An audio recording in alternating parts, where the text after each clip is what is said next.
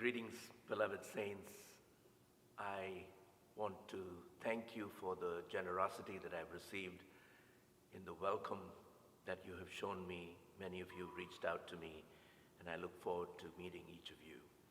As we celebrate Black History Month, I do have a sense of joy and pride in coming to you as the first bishop of color in this part of the world. And I want to thank you, the leaders, and all of you for your prayers as I join you in this journey. I'm conscious that we stand on these grounds that have been traveled by many before us. And I want to acknowledge the Ojibwe, also known as the Chippewa, the Odawa, and the Potawatomi Indians, and remember that we travel on this journey on the shoulders of our ancestors. One of my favorite groups growing up that I listened to was Sweet Honey in the Rock, and I am constantly drawn to the depth of their theology. In one of their lyrics, they talk about every child. For each child that's born, a morning star rises and sings to the universe who we are. We are our grandmother's prayers. We are our grandfather's dreamings. We are the breath of the ancestors. We are the Spirit of God. We are mothers of courage, fathers of time, daughters of dust, and sisters of mercy, brothers of love, lovers of life and builders of nations. We are seekers of truth, keepers of faith, makers of peace, wisdom of ages. We are our grandmother's prayers. We are our grandfather's dreamings. We are the breath of the ancestors.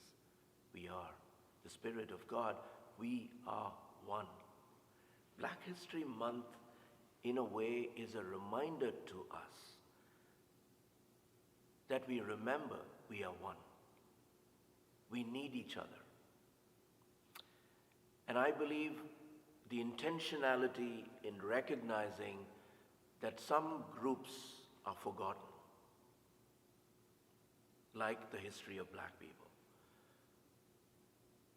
is a reminder so that we might remember ourselves, reorient ourselves, correct ourselves.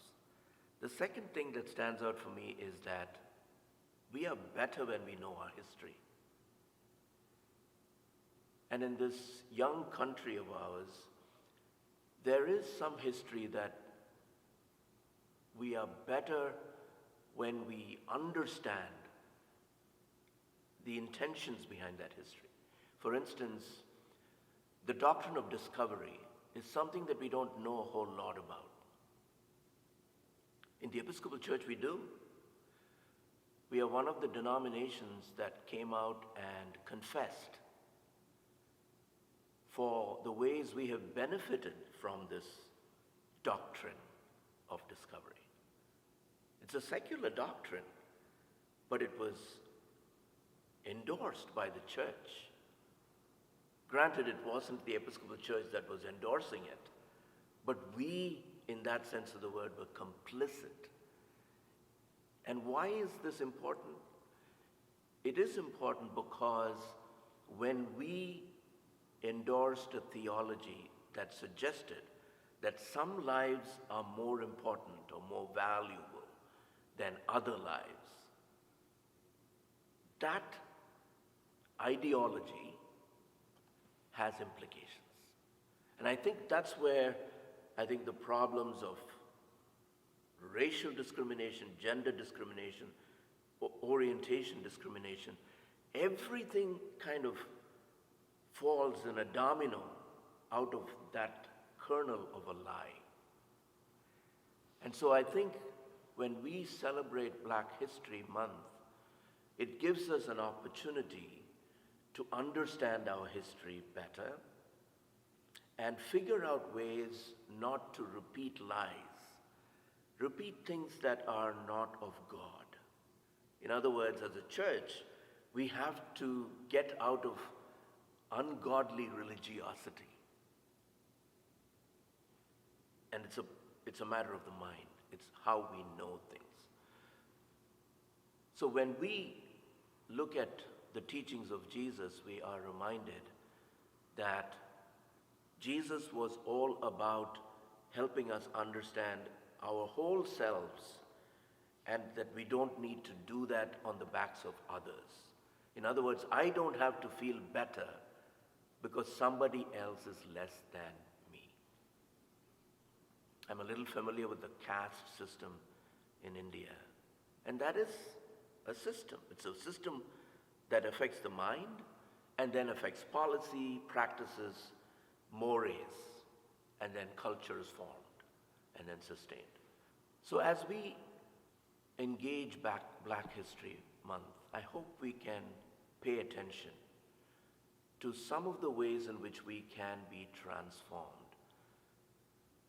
and places that we need to confess and acknowledge our complicit behaviors and policies with things that did not affirm the humanity of all people. It's an opportunity for us to recognize that we are followers of Jesus.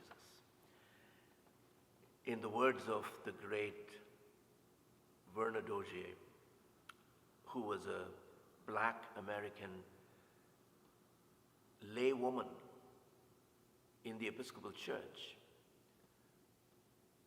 Verna was pretty articulate in helping us understand that at the end of the day, we are not just worshipers of Jesus, we are followers.